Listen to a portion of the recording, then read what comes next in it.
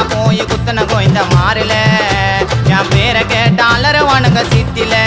கோயந்தன ஓட விட்டு முட்டுன்னு வச்ச முட்டில ஐயோ வாப்பா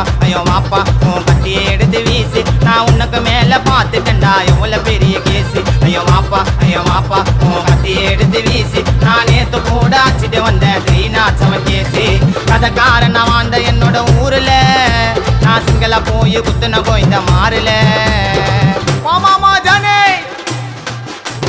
இரண்டு மனம் வேண்டும் அந்த இறைவனிடம் கேட்டேன் மறந்து வாழ ஒன்று உன்னை நினைத்து வாழ ஒன்று கராபா சொன்னேன் ஜானே